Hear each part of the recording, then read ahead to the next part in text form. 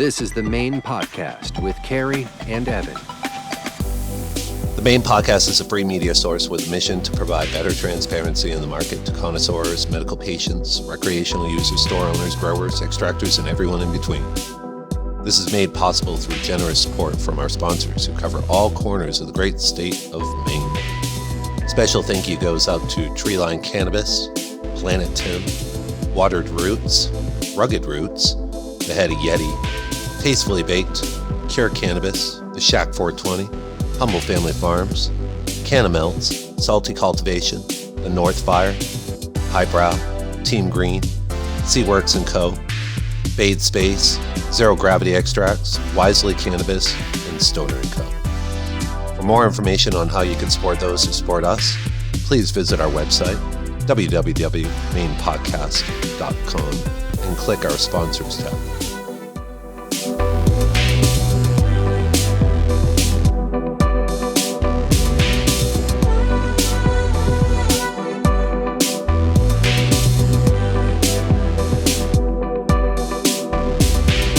Brought a spindrift with you. I did. Wouldn't leave home without it. Are you just jumping in on that whole bandwagon, or? No, I don't know what you're talking about. Loyal. Yeah. She's actually a loyal spindrift drinker. I saw the bumper sticker on her car. Oh, right. So for those who don't know, Emerald Sky Financial specializes in cannabis, accounting, bookkeeping. Kind of go ahead, give us a little intro here about everything about Emerald Sky. Yes. So I'm an enrolled agent, which is the highest certification that the IRS awards someone. It's a 3-part exam. And I use that to basically take people from point zero to where they can feel comfortable with and sleep at night with their finances, with how they're being handled, with they're actually being done. I mean, most people I work with started off with nothing. And so we've gotten them to a point of record keeping that if the IRS came in, they would be covering their bases. Started with no bookkeeping. Yeah, no bookkeeping generally, no receipts, no paper. Most of them have a Seaport account. Some of them did not. I mean, I kind of like to think, it's hard to describe what I do sometimes, and I know that's not always a good selling point, but I like to think I'm kind of like the Mary Poppins of weed, where it's kind of a mess, and I come in and I clean things up and I help everyone out, and then people are ready to do it on their own or hire someone full time or whatever, and then I go on to help the next person. Well, it seems kind of like the industry, though, in a sense where the finances, as weird as it sets for any business, kind of take a back seat. You know, it seems like this industry, there's always enough money coming in where it doesn't necessarily have to worry too much about the books until Uncle Sam comes knocking. So that it's kind of funny that you say that a lot of them that you go to are a mess, because I could see it. You know, it's very easy to understand why it wouldn't be. You know, all these people there's more cash coming in than there ever is really going out. So they're like, hey, the business is going, it's working. No real reason to get squared away yet. But I think it would have been daunting too for a lot of them, especially on a personal level, and let alone the business.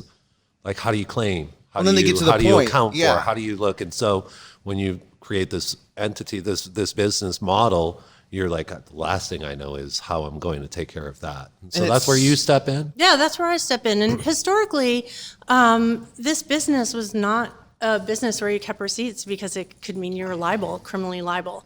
So when I started getting into this business, I wanted people to feel comfortable with, working with someone who's like, hey, I get it. I get why you weren't keeping receipts, but you actually do have to pay income. You have to pay tax on all your income, whether it's legal or not legal.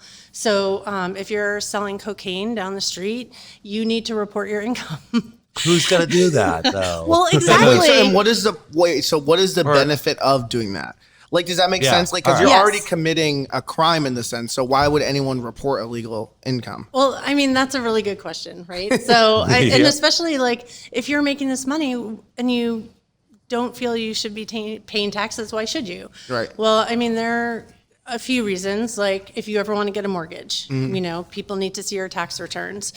For lots of other, Social Security, when you retire someday, if you don't report any income, I mean, that's what your Social Security is based on, things like that. And also, I mean, Al Capone was not captured by the FBI. The IRS took him down.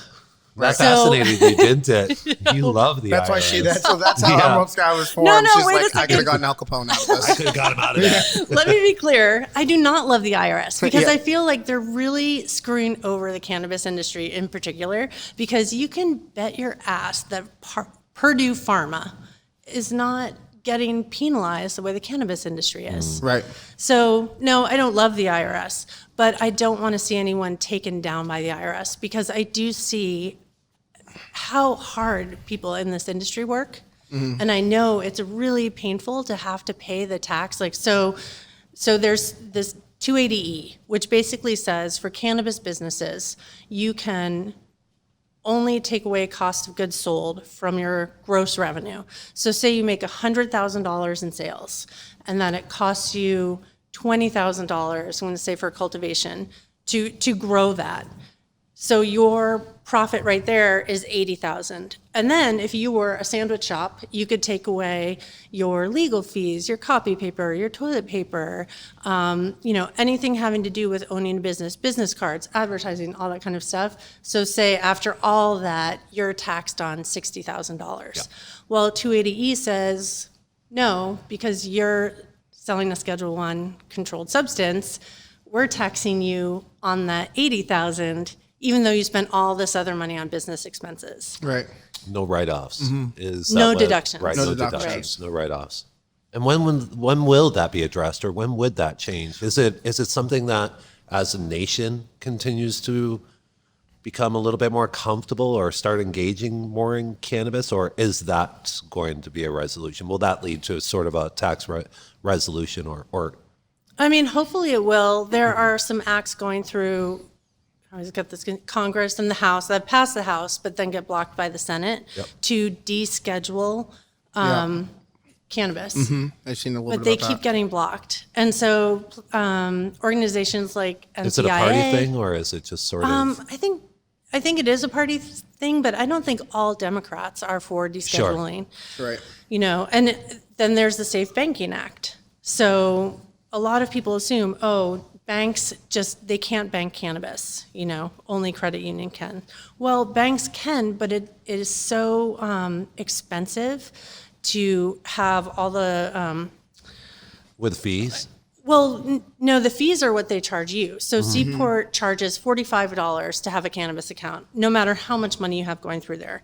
And then they charge a percentage of how much cash you deposit. So how much they have to handle cash, because then they have to report it all. And they have to deal with the cash at that point, too. They have to manage the cash. It smells like cannabis, so there's that issue. And then they have to fill out these currency transaction reports. So anyone out there who's like, ooh, I'm just going to deposit $8,000 every couple of weeks and I'll never get reported. Well, if you have a cannabis account at Seaport, you're already on the radar. Yeah. You're making a mistake if you're trying to game the system by depositing under $10,000, because that is way more suspicious than actually just depositing $30,000. No. Oh, wow. Yeah, for I sure. never really thought of it that way. And I Sure, feel that like- makes sense. To just kind of go back to what we were saying in the beginning too, I feel like this happens to a lot of cannabis businesses because, like I said, finances kind of go to the wayside. The money's there. They start small, and then before you know it, it's snowballed to the point where their organization is so big that unless someone like you came in, it almost would be a nightmare for someone that really doesn't have experience like you or has done the research. Because you were saying in the beginning, when you first started to go into the cannabis scene, you were going to every convention possible. You were calling dispensaries. You were trying to figure out as much info that you could from the outside to really, and you go on the ground level, which you said that you think that's a big flaw for a lot of other places or a lot of other firms maybe, because they're not realizing what's the root of the issue, Well, I mean, there are two different things. Like in Maine, there aren't that many accountants who will work with cannabis companies.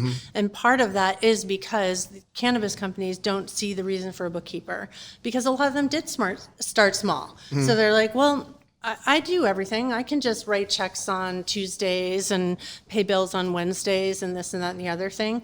But when you're starting to gross 100, 200, 300, 500,000 a month for some people, that's just not reasonable for you to do that. Right. That's not what you're good at. That's not why you're growing cannabis. So, if you were that good of a bookkeeper, you wouldn't be growing Right. cannabis. You'd probably be someone's accountant. Yeah. So. And I'm going to say, like, people spend so much money on their merch. Your merch will not save you from the IRS, you know? So they will say, oh, I don't have money to hire a bookkeeper. I don't have money to hire an accountant. Really? Well, you have enough money to buy all these hoodies to sell Yeah. and, you know, protect yourself. Like, I want to save people from themselves, you know? No, for sure. But I mean, I think you were talking about it a couple episodes ago. Like, money is a very emotional thing for people. Yeah. They're looking at what money they think other people have or what other people are spending and what they're spending it on. You know, so some people, it's just easier to just bury it. Yeah. Well, it's kind of the mentality to the industry. What it's always been. The safest Literally, place, yeah. the Literally safest bury place was somewhere nobody Right. can find it. Totally. Right. Yeah. It does come from that. Yeah. We Sure. talked about one issue that I thought that I want to touch upon, which was You want to dive right in? I do. I want to talk tax. I don't about blame you. the tax, I like the it. edible. It's just something that I feel like we could expand upon because Oh, sure. now I have more questions too. Because I always thought it was an edible tax, just as far as like and what we're talking about is the base tax for cannabis, medical cannabis is 5.5%, and then for any baked good, it's an additional 2.5%. Yes. Now I always read it as edible tax, but what you're saying is it's not just a blanket edible tax; it's actually a baked good tax. Yes, and that is a linguistic thing. So when Maine Revenue Services, you know, they're calling it edibles, they're not, I don't think they were really thinking about the industry and how anything you can eat that is medicated is considered an edible. So they weren't thinking about candy and That's almost beverages and all that kind of Yeah, stuff. right. Shows the disconnect right Yeah, there almost right. about the difference between legislation and actual practicality. And when I started in there and I was reading, because they do put out bulletins, Maine Revenue Service, so you can read the bulletin that will spell out exactly what is taxed and how it is taxed. But when I started, that bulletin was still a little vague. Yeah. They updated it this spring, and so it's a little more clear. But I was calling Maine Revenue and like, okay, can you be clear? Because I also was new to Maine state tax, so I needed to know. And so almost every single company I worked with was calculating tax incorrectly. So either overpaying or underpaying. And so yes, if, you know, candy, that's 5.5%. If it's, I do want to say too, like, anything I say during this should not be taken as tax advice. Right. Sure, Hire an sure. accountant, go talk to someone, you know. Correct. But call Maine Revenue. They're very helpful there. But Megan's called them a bunch. yeah, I talk to them all the time. So it's, I think if it's over 80% sugar, it's 5.5. Yep. But any prepared food is what they call it. So prepared like muffins, brownies, cookies, cake pops, things like that. That's 8%. And it's 8. So any prepared food that is under 80% sugar volume preferred volume. Yes. Because like a lollipop's That still usually prepared food, but it's more than Yeah. 80% sugar. I mean, generally, if there's flour in it, you should charge 8% tax. Okay. That makes sense. I General guess. rule. Yeah. Yeah. Yep. That's weird though, because like I was just telling her, we were having this conversation. I was like, so wait, gummies? And she's like, no, gummies probably don't get, that 2.5 No, they extra definitely percent. don't. Yeah. And Yeah. just, I was like, oh my God. So, and you were also saying that if you're listening to this and you think that maybe, hey, I have overpaid and you've overpaid a gross amount of money over, that you can actually go ahead and file to get it back. And you were kind of talking about the pros and cons surrounding that whole maneuver. Yeah, so I mean, if you really go through your sales reports with your POS system and you look and you say, okay, I overpaid in tax, but you did take that tax in from people, so you have to look at it and say, okay, I thought everything I sold was edible, so I taxed it all at 8%. So I sold $3,000 worth of candy and taxed at 8% and paid Maine Revenue 8%. And you want to correct that, and you feel you have the documentation to prove that, then yes, you can apply for a refund. But you said now the only thing is when you do start to go down that road, be prepared to maybe open some doors that you didn't want opened. That's totally true. Yeah. So, if you are just figuring out your POS system and you feel like you did some wrong things on your return by underpaying or overpaying, I encourage you to amend them or have your accountant or bookkeeper amend them because it just keeps it clean. Yeah. And I was saying earlier that Maine Revenue is comparing the sales you report to your federal tax return. So if you, your bookkeeping's all loosey-goosey and you have 200,000 in income on your tax return and you reported 150 to Maine revenue, you're going to have to explain that difference. Yep. And then there's late fees and, penalties and interest. And, that's just another reason to pay your taxes. Yep. Like if I can go into that too. Yeah. You asked before, like, well, why pay your taxes? Because there is no limit to audits for evasion. So usually I think it's like a 7-year limit going back for audits if it's like a mistake, or I think it might even be 3 to 7 years, let's say, I had depending always on the heard 7 situation. years from my parents, to be Yeah. honest with you. And through time, they always preached it. Make sure you keep it for 7 I years. think His they parents say got like audited 3 every year. years. Oh, they did get audited every year? It must have happened at some point. When I dad- was waiting tables, I got audited, of all things. This was many years ago, and you would think, but then again, in the industry, there are percentages played in that industry as well. It's not full disclosure. It Well, it never all has comes been back about to full cash. disclosure. Right. Cash is slippery. How do people track cash? Yeah. And that's a good segue into my other favorite topic, Form 8300. Form 8300. What is that? Yeah. So How long Form- ago? How long ago what? Was this form brought into place or a Oh, position it's for been in use? play for a while. Is this the Okay. one that's due with cash and Yes. massive cash payments? Yes, 10,000, which isn't massive Wow, in the I needed cannabis to know industry. this actually. So I know it's Yes. actually really small in this In this industry, Yes, yeah. 100%. So, so what I like to do is look at what's happening things coming westward, like what's happening in California with tax court cases and Yeah. enforcement. Started happening in Colorado, and Trickle then down to here, yeah. and then I went to a seminar with someone who works in the Midwest, and her only job is to file Form 8300. So Form 8300 is basically for cash service businesses. So businesses that mainly operate in cash, used car dealerships, money order places, and the cannabis industry. So if someone came in and they're like, okay, we're going to buy, say they're doing wholesale. Okay, we're going to buy $10,000 worth. Here's $10,000 in cash. You then have to say, great, I'm happy to take your cash. Here's a W-9 to fill out with your tax information and a client information form, and I need a copy of your ID. And then what you would then do is fill out a form and submit it to the IRS saying, Joe gave me $10,000 in cash. It was for medical marijuana on this day. And then that's really it. What's on the person? So I'm the person paying. Yes. What's on my end as far as giving that cash up? Because obviously that's on the person receiving it. They're like, hey, can you fill out this for me? I got to file this for taking the cash. What about the person putting it up? Do they have any special forms that have to be filled out also? No, they don't. So if I say you're giving me the cash, if I'm not asking you for those forms, that's on me.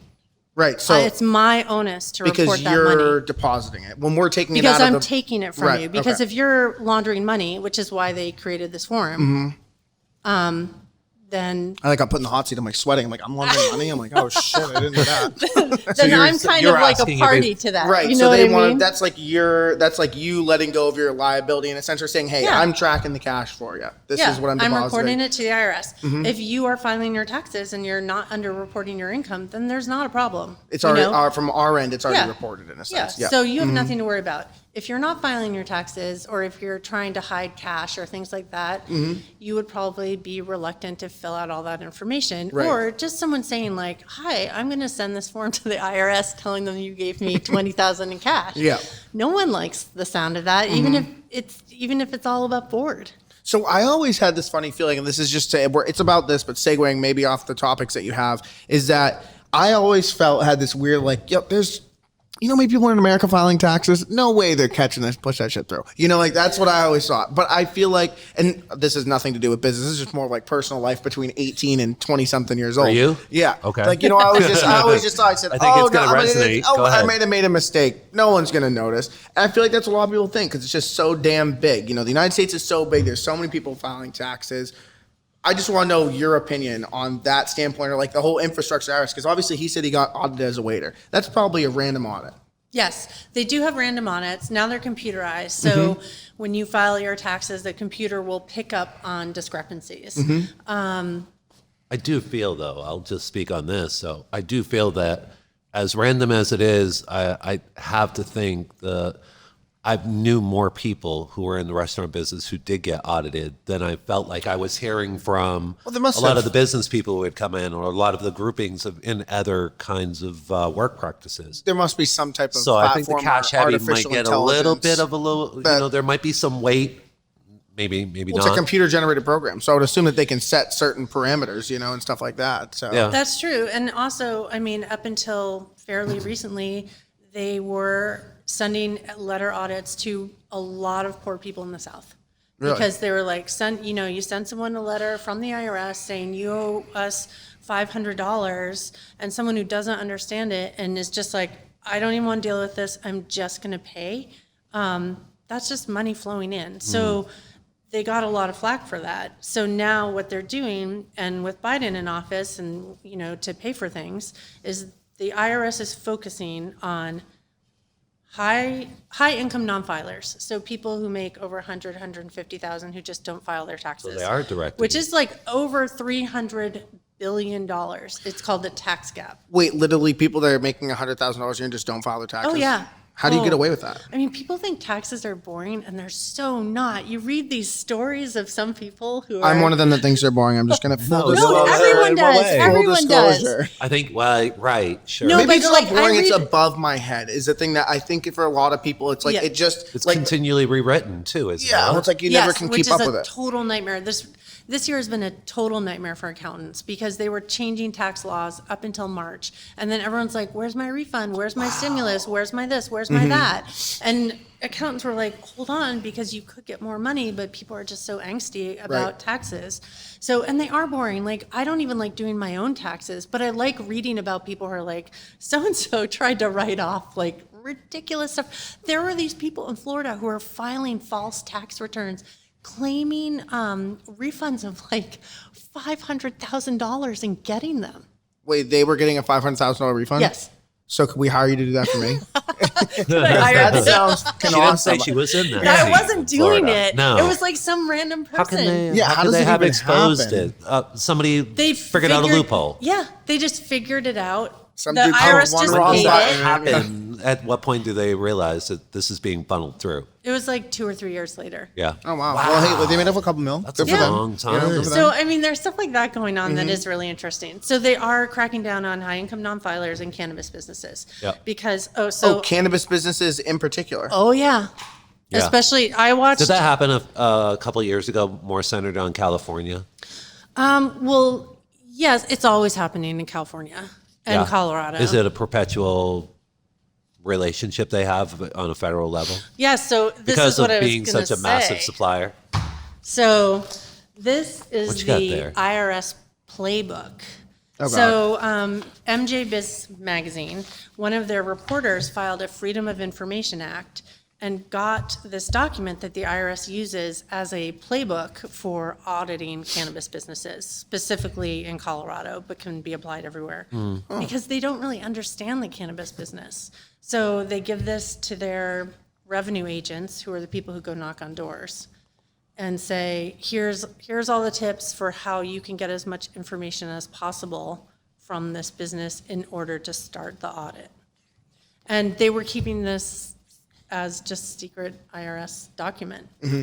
Meanwhile, they don't give a lot of guidance to tax professionals. Right, that's what I was going to say. On- It's like they have Yeah. this massive playbook and no one can see it. But let me tell you, that thing's thick, like a Harry Potter book, okay? Yeah. And Oh, we gotta sell it a little bit, okay? Couple Maybe chapters. like a chapter of a Harry It's Potter available book. online. Like anyone can go to MJ Biz and look it up. But that's crazy. Though. It seems very like, I feel like a lot of the cannabis industry exacerbates some of the negative aspects of like the United States. One of them being like the tax law, the IRS, how it targets people that necessarily are poor, undereducated. And that just shows you, unless you have the money to hire an accountant or someone like you, which is, in most cases, the cannabis business, it makes sense to do that, to go ahead and spend the money. But this stuff, it happens to a lot of basic people in America too. And Yeah. you'll never find out those answers because I don't know if you definitely have probably tried to call the IRS a couple times, but I have tried to call the IRS and you don't get someone to answer most of the time. And if they do, they don't really know what they're talking about, or they'll transfer you a guy that has a voicemail box that has too many voicemails in it and can't even accept anymore.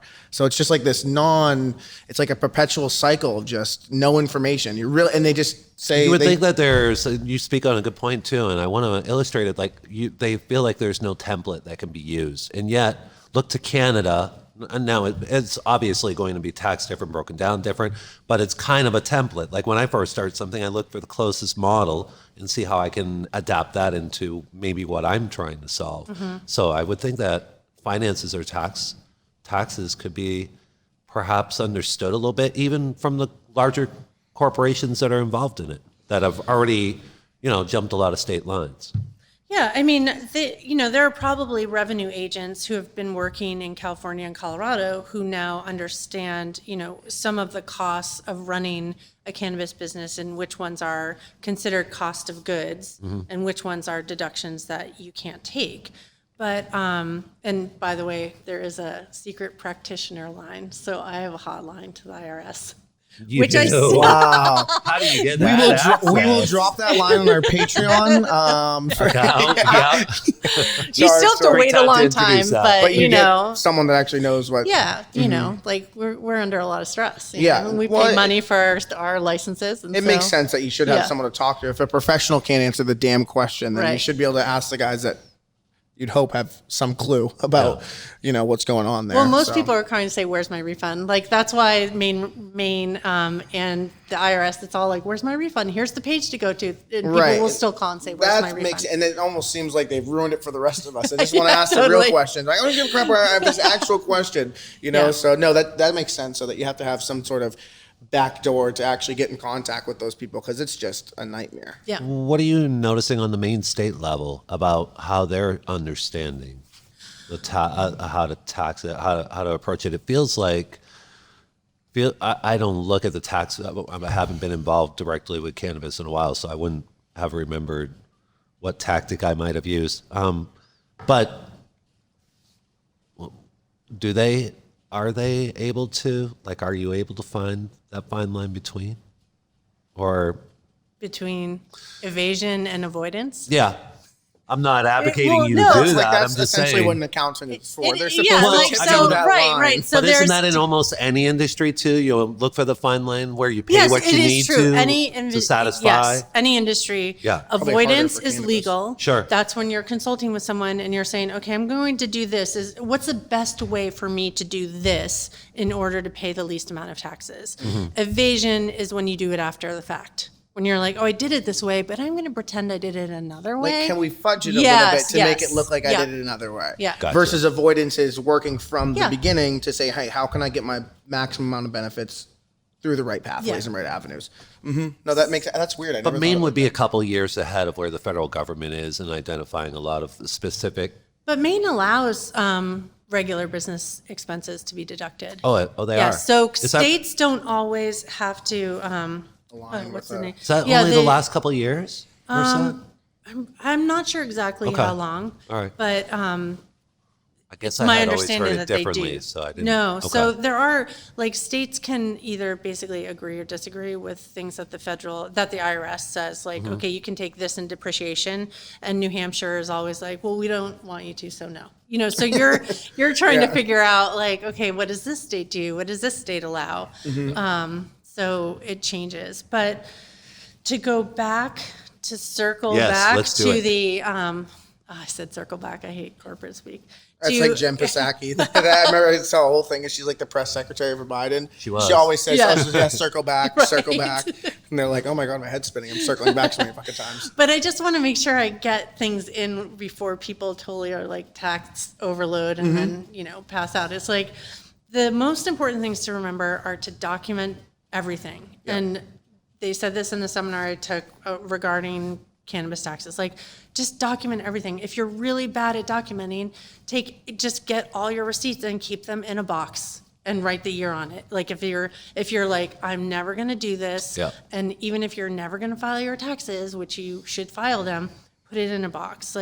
If you're a residential grower and you're like, well, I really don't make that much and I don't want to pay a bookkeeper or an accountant, then have your teenager do a spreadsheet.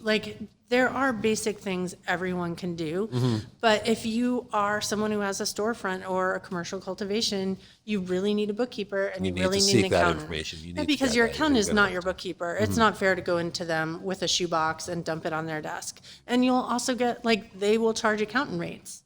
So it Which doesn't probably work in are your not favor. that favorable. Yeah, I was going to say probably not favorable to be paying an Yeah. accountant rate. So So, find someone, like, you don't have to find someone who has a pulse who's willing to do it, because a lot of bookkeepers scam people because people just shut down. I can't deal with money. I'm not even going to deal with it. This person will deal with it. It's fine. They find they're out $100,000. So it's just, you want to build the foundation for your business that keeps it going. Do you want your cousin who kind of like builds tree houses on the side to do the foundation of your brand new house? Probably not. Like, you want it to hold your business. And someone it's that the actually same. builds a fucking house. Yeah, right. So Yeah. you gotta, I just want to encourage people to either, like, if you're not good at it, just get someone else to do it. And if you can kind of handle it and you're small, then figure out a system. And plan for when you become bigger to Yes. either develop that system and let it progress with the business, or to hire a bookkeeper. Because they have an 80% audit rate for cannabis businesses. And it might be slow coming up to Maine because there aren't a lot of revenue agents in New England. 80%? 80%. Wow. Yeah, 80%. Shit, that's So, crazy. and the actually. IRS is starting to hire more and more people for Yeah. enforcement. Sure. So can you walk me through like an audit, right? When you say an audit, does someone actually come to your business and Yes. like audit all your inventory and everything like that? Yeah, so I did want to talk about that too, because one thing they do mention in this playbook is that the first interaction with the taxpayer, the business owner, is key. Because say Mr. Revenue Agent knocked on the door and you open it and they're like, "Hi, I'm John Smith from the IRS." You're gonna be like, "Holy shit!" Like, and you just start talking because you're nervous and you're like, "Whoa!" But you don't have to let them in if they don't have a summons. You can get a penalty, which is around $500. But the grand first scheme of thing you things, should might do, not be yeah, right. So you should say, "Thank you for coming over. May I have your card? I'm going to call my representative." Yeah. And you call your lawyer and your accountant, which you should already have in place, Yeah. even if you never use them, and they will handle it. Yeah. You are not. Would you Ideally, the recommend- taxpayer does not talk to the IRS. So you'd recommend, basically being courteous, thanking the person Yeah. from coming, but probably don't let them in. No, either. don't let them Don't in. let them in. You don't have to let them in. You don't have to have a conversation with them. Yeah.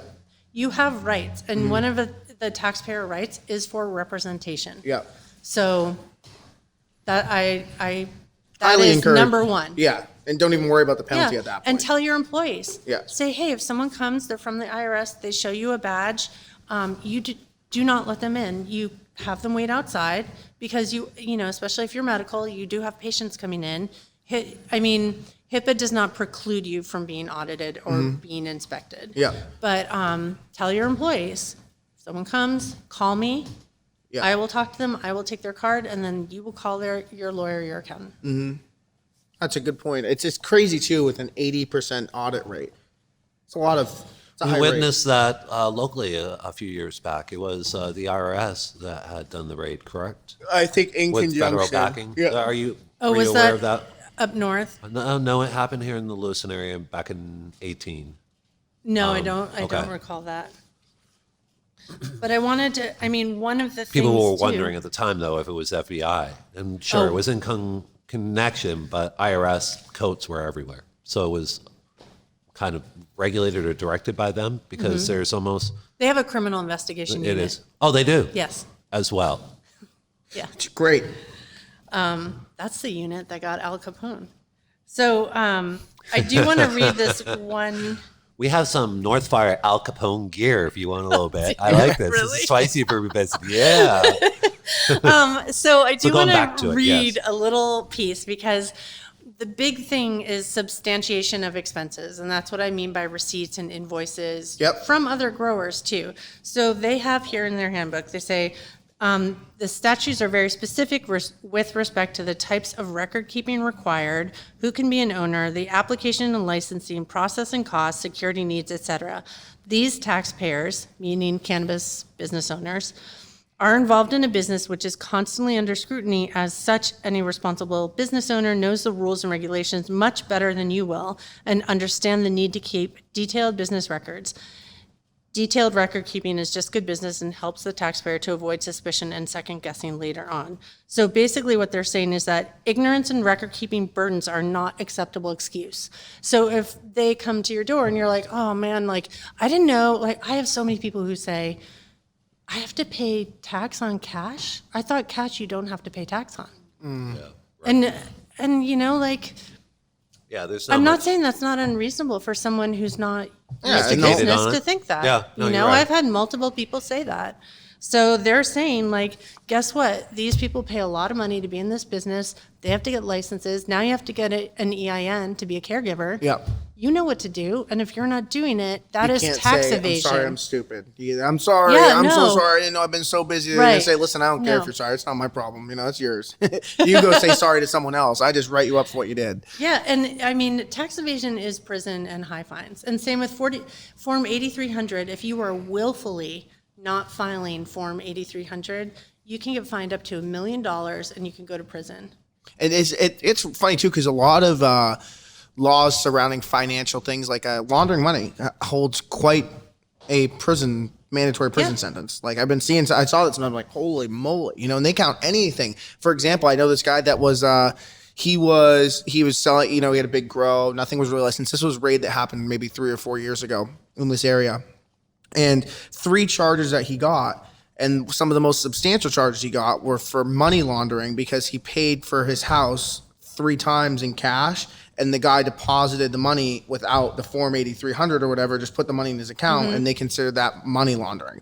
And so the guy that paid him, that's a Timmy. You know, he got 3 extra charges for giving this guy, you know, mortgage payments for his house that were Gotcha. all in cash. Which sucks because you can't get a mortgage a lot of times if you're in the cannabis business. It was a personal one. It was a friend to friend. Oh. Hey, this is my old home. You want to buy it? I'll make but that payments. happens a lot because people line of can't credit. get mortgages. Like this is where it's so messed up. It's like, you know, they're like, oh, you can't bank. You have to work in cash, but then you have to fill out all these forms, and we're going to audit you because you look suspicious because we won't let banking happen. I mean, that's totally unfair, I think. Yeah, it doesn't feel as though it's like I mean, I'd be wondering who exactly gets audited most. It's like double-ended sword. Like, hey, we're not going to loan you the money, and by the way, if your friend loans you the money, you're laundering money. And it's like, oh, nice. It's like sick. That works great. There were a lot of investors into the cannabis industry as well. Local people, local business people who got involved in wanting to invest in it. So I'm sure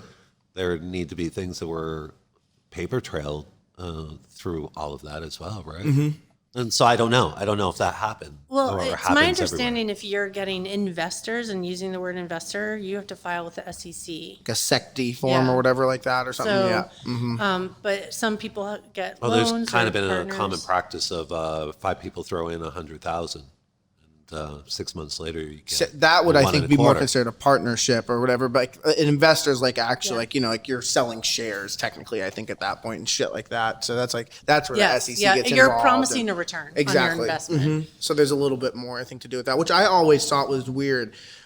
I think it's so weird filing at a federal level where it's so illegal. Does that make sense? You know what I'm saying? It's like, hey, I'm filing tax on the federal level. I'm filing, like, even an investor is filing through the SEC. And the infrastructure that they're filing through is actively trying to crush, you know what I'm saying, cannabis business. The IRS has hired contractors to count all the cash coming in from cannabis businesses. I mean, it is totally ludicrous. Mm-hmm. And everyone's like, oh, yay, Amazon isn't testing people for smoking cannabis. It's like, yeah, Amazon makes millions of dollars from the cannabis industry. Yeah. Even though it's illegal, like all these companies who are like, oh, we don't take cannabis money, that's BS. Home Depot, Lowe's, like, where do you think everyone's buying stuff?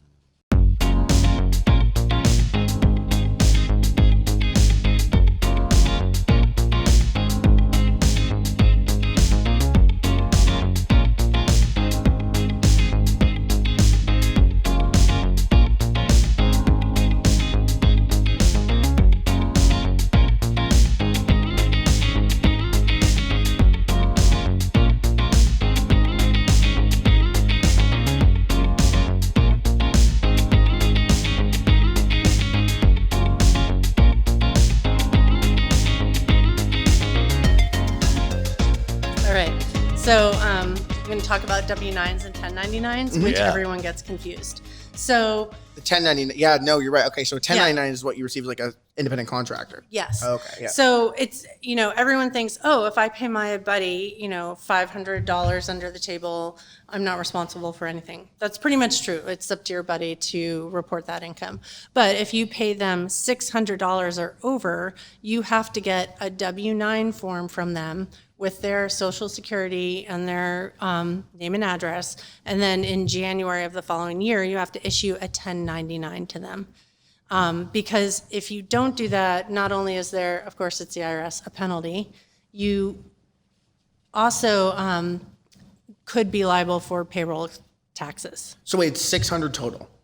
600 or above. That's in total gross pay in a year. Yes. Oh wow, that's quite a small threshold. Yes, it is a really small threshold. So Yeah. I think people think like, oh, it's $1,000, $2,000, whatever. Well, if you pay exactly. them through PayPal, I think they're starting to issue 1099s. Oh, but no if you write them a way. check or pay them in cash, of course you want to get a receipt, Mm-hmm. but also you need to issue a 1099 because especially if it's a contractor, 2 years down the line, if they get audited, they'd be like, well, I thought Carrie was going to pay the payroll taxes on that. I had no idea.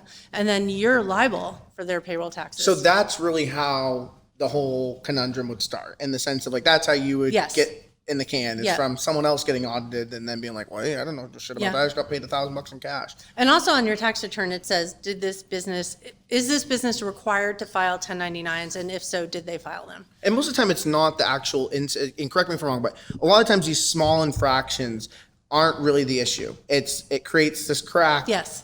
That then opens the Yeah. floodgate for the IRS to come in and go through everything. Exactly. And that's when you can really have some big problems. Yeah. So it's like that. And that's what I think you were saying is like the minuscule details are easy to overlook, but those minuscule details can really lead to some serious issues if they're overlooked, because then you don't know what else is wrong in your infrastructure. And then the penalties start to add up, and one $500 fee isn't nothing until you're at a couple $1,000s in fees and potential jail time and a fine and all this stuff. I mean, this is how they shut down a lot of businesses in Colorado. Yeah. Is they fine them so heavily that they couldn't afford to stay open. And I don't want to see anyone in Maine go through that. Have you seen some They instances out revisited that west? end of the most recent decisions. So they created a less rigid, I don't know the information, the For what? details on it.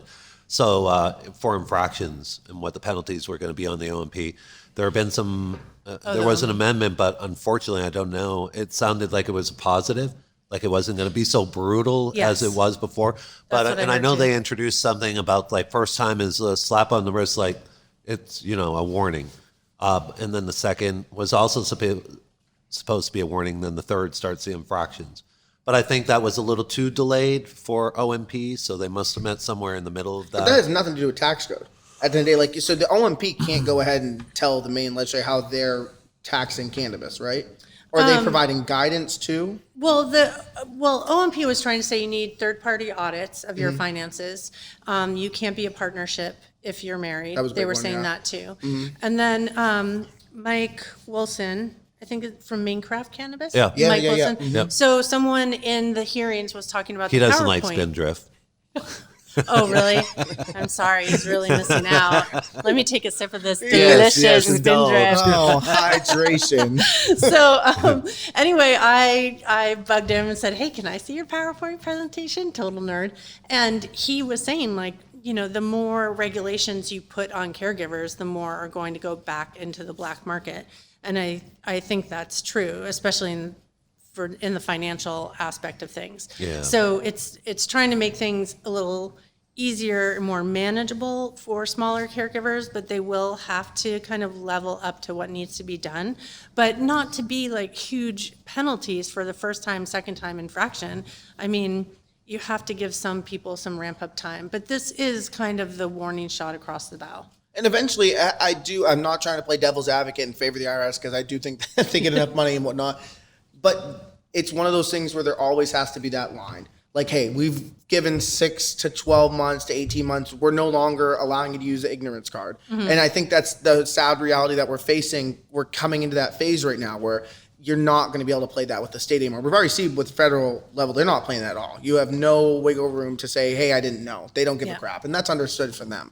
but the state has been a little bit willing to work with them. At least that's what I'm understanding from you. And that's coming to an end. You really got to get your stuff in line. Yeah, and I have clients who were inspected by OMP and said they were perfectly nice and tell them what they needed to do. And when they tell you what you need to do and you do it, then that's all good. Yeah. You know, same with Form 8300. What I did is I created a manual for my clients that they have on site so that they, you know, if the IRS comes in, they have a manual showing them how to handle cash. So they know, yes, this person, this business knows about 8300, they're doing it, they have someone auditing them every year and updating their manual, okay. So because almost makes them look with a little bit of less urgency. Like, oh God, these people kind of have an idea of what they're supposed to be doing. Right, because if if you have your books and you're putting everything under cost of goods because you don't want to pay taxes, the IRS is going to be like, I call bullshit, But if you're breaking out every receipt, like, oh, this Red Bull is not a cost of goods that I got at Home Depot,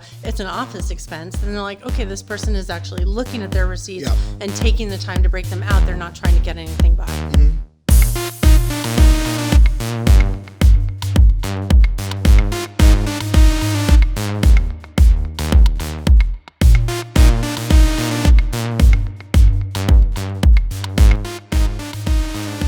I want to shift gears just a little bit, talk about currency and cryptocurrency.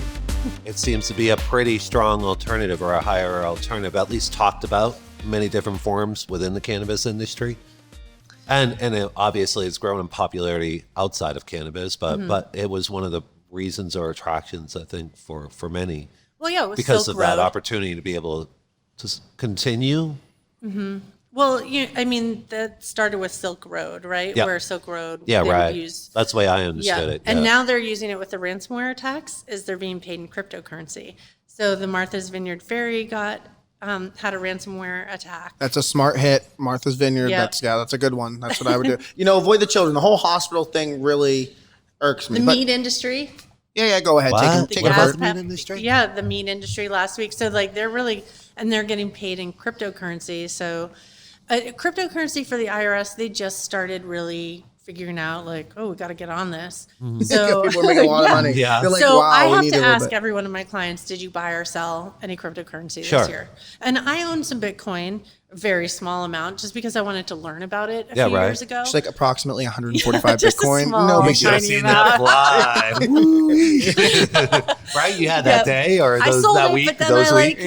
but no, I really did not make that much. No. But What'd you but- understand about it then? What'd you learn from it? geez, not much. No? It's still so vague to me. It's like, it's a ledger and then someone over here has a machine they're running things through, and I The don't know. mining of it. Yeah, and all the that. mining. Oh, yeah. It's like, it makes my head I just spin. use Coinbase, so it's Like like Binance crypto and that for, stuff. for Yep. dummies, and that's what I used. And then I bought some other like weird cryptocurrency with it, not Dogecoin. I wish I bought Dogecoin, though. I wish I did in the beginning. Well, because I would have made some money off it. I knew way too Like, many. just always be prepared to put in what you will feel comfortable losing. Losing, yeah. Is my thing with cryptocurrency. But I think So it's all gambling. right. Well, it's so like one of my you're- buddies. He goes, "I have 6,000 in my crypto wallet." I'm like, "Oh my god, how much did you put in?" That's great. He goes, 75. I'm like, "Oh, I'm like, Sorry about that. I was like, "Oh, that's not good." But if you're basically from a federal perspective, trafficking in illegal drugs, and then you start using cryptocurrency, like you might as well just send an engraved invitation to the IRS. Like, come on over here. Well, what do you want for dinner? Just. Oh man. I mean, just, keep it in perspective. Like, it feels very relaxed in Maine, because it's very open, and which I think is amazing. Like, I went to Seaweed, to their adult use store, and Down in Portland? yes, in February. But when I was young, I used to go to my mom's shop in Nagunquit. She had a clothing store, and she and her friends would go in the back, and they would smoke weed.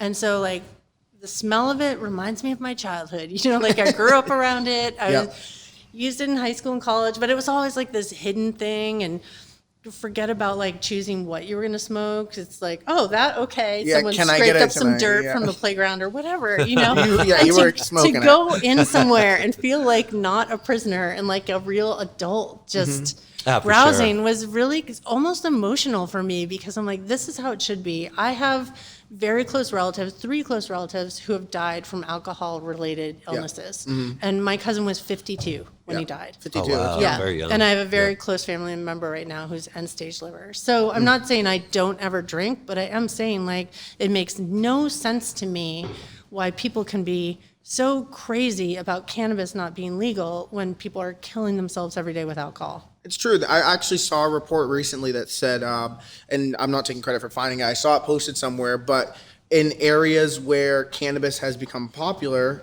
like your Addiction rates levels of your with rates of opioids tend to go DUI down. drop, your rates of like people at bars drop. Like it basically says it's levels out. As cannabis businesses increase, bars somewhat kind of find a way to drift down into like they're all reaching some sort of equilibrium, you know? Like, and that was really interesting to me. They're like people drink less when there's more cannabis. And you know, I'm not one to judge which vice is better, which is not. Personally, I think the research is relatively obvious that cannabis is quite harmless compared to alcohol. But you know, it's something interesting to look at. And like you said too, addiction falls, opioid use falls. There's a lot of stuff that coincides to positive use of cannabis. I mean, I have a teenager.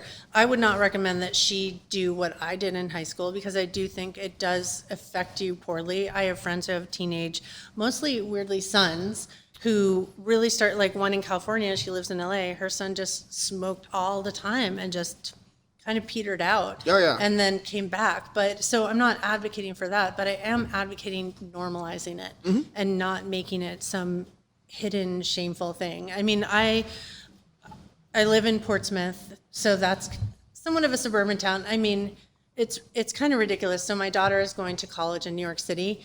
Her studio in New York City costs the same as a studio in Portsmouth at one of the new buildings they're building. So wait, that makes Portsmouth expensive. Yes. Okay, that's what I was going to say. Insane. I was trying to see how you're reading that. I was like, wait a second. I was like, New York's kind of Portsmouth expensive. is crazy expensive. It's not conservative, but it's not liberal. You know what I mean?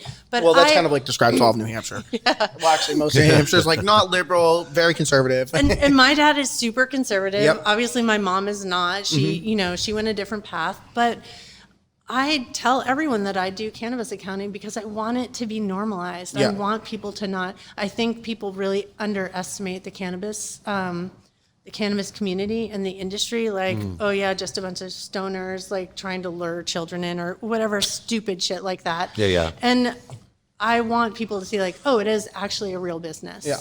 You know? So, and I want cannabis businesses to treat their businesses like real businesses so that they can prosper too. Because a lot of times making money is demonized, like, oh, that person made too much money or whatever. But when you make money, you support your family, you can donate to causes. Like, Support your community, yeah. Yeah. So it's not.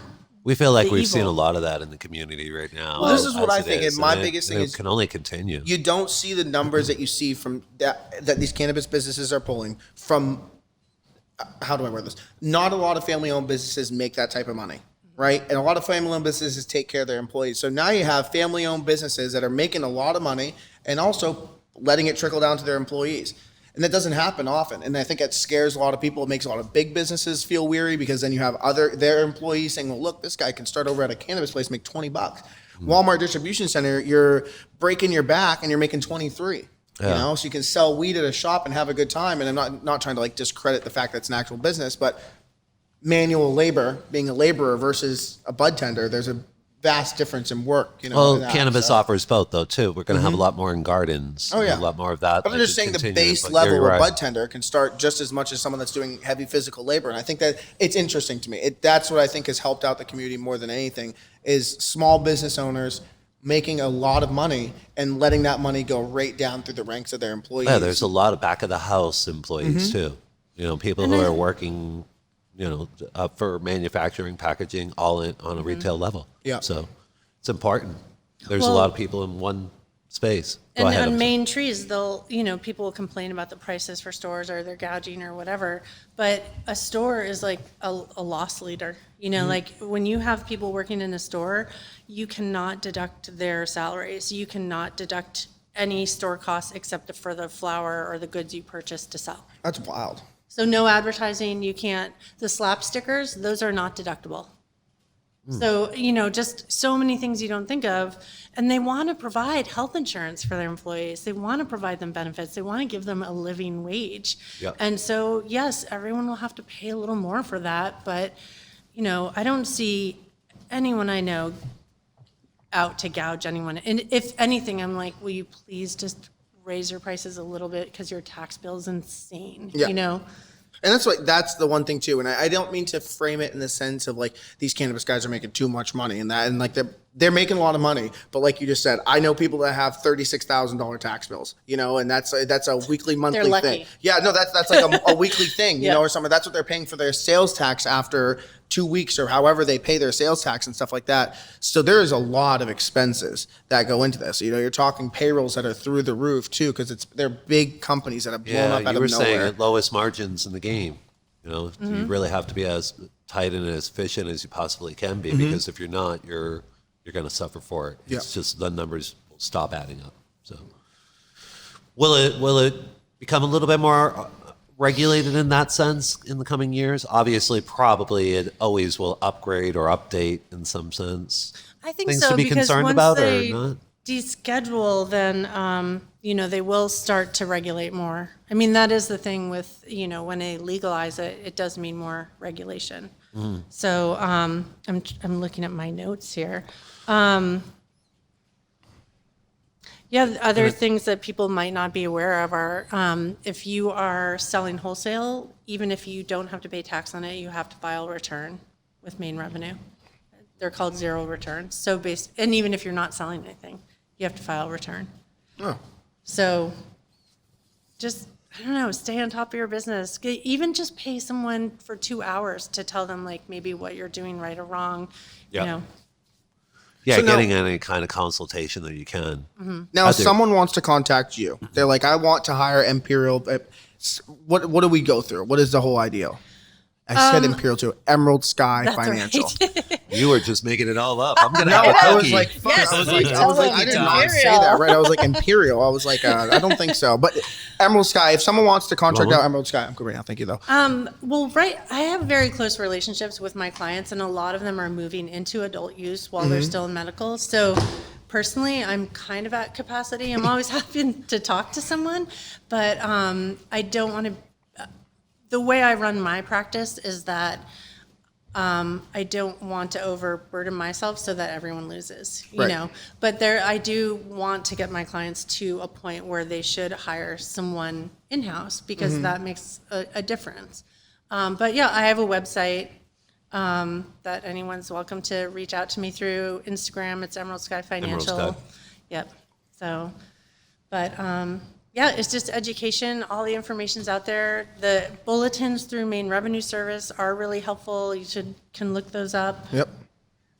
No, I mean, that's awesome too. And I do think it's kind of cool that you serve from a point of like, hey, I'm not here for a long time. I'm here for a good time. I want to get you on the track. And then and that's cool though, because it seems like that's what interests you. You're not there to do the day-to-day stuff. You want to solve a messy situation, tidy it up, get them on their way, and then move to the next big challenge, which I think that's what keeps you going and keeps you excited about all this. It does, and thank you for asking about it. I mean, I don't want to come across like I'm here to sell my services. It makes me a little crazy when I watch like the OMP sessions and I see things online, and I feel like there's just so much confusion and with all the rules and regulations. And OMP, their focus is not on taxes, So when I wrote testimony because they were like, oh, you can't have a partnership if you're married. And from a tax perspective, that's just wrong. They shouldn't be telling people that. And I don't think that passed, which is good. But, I want to see this industry thrive. I love Maine. And I don't want to see anyone go down. The more informed they are about tax issues, you're helping to solve one key problem or potential problem on their behalf. I think it's just amazing how educated you are too about it from someone that, like, obviously you said you dabbled in it, you do use cannabis. It's not like you're crazy in the industry before you had a normal life and all that stuff, but you've really taken a lot of steps to kind of vibe. She loves the vibe being here. I feel like you've taken a lot of steps. It's intoxicating in that way, isn't it? It but is. I feel like you've taken a lot of steps to know what's going on. You've tried to be on the ground level. Like I said, you contact dispensaries. The fact that you read the Main Trees thread too, just to understand more and see, like, I feel like it's giving you a better scope of what's going on, what are common issues that people run into. I don't know. I really admire all the back work that you put in to try to get to the point of knowing stuff, because you know a lot of things for someone that, on the outside, it's like I wouldn't expect an accountant to know this much about the industry. You know more than I think a lot of other people. She knows a lot about New Hampshire too. I do. She does. I do. She's watching that one as well. But I mean, I don't want to step in and be like someone that I'm just like, yes, I'm in the community. But I mean, I do feel like just from growing up with it in Maine and then leaving the West Coast and coming back. And when I left my last job to start my own business, I was like, all right, if I'm really going to bite the bullet and become an enrolled agent, I want it to be interesting. And I want to work with people I'm comfortable with and that I have fun with. Yeah. And I have a lot of fun with my clients. Like, I give them shit. If they don't put receipts up, they're getting a gift from me of like some eye rolling. Like we just laugh too. Yeah. But I also take their business seriously. So a lot of unknowns going into it that you really had to become well-studied, well-versed in it. You have, so. Life is an adventure, right? Why do just totally boring stuff just because it's easy? And this definitely is not easy. I feel like I learned things that I feel like, why didn't I know this last year? It's like peeling an onion here. Yeah. So. Well, no, I mean, it's amazing to me too. The biggest thing I'm wondering how many people are going to watch this, or how many people are going to contact after and say, do you sell gummies? I'll save you 2.5%. If I can get you 2.5% back, I just want 1% of the 2.5. So no, that's cool. But thank you so much, Megan, for coming on. Oh wait, I have a present for you guys. Oh, so you do? When I was young and in a gunkwit, and my mom was getting stoned in the back, she would give me. I don't know if if you guys have heard of these guys, the Fabulous Furry Freak Brothers.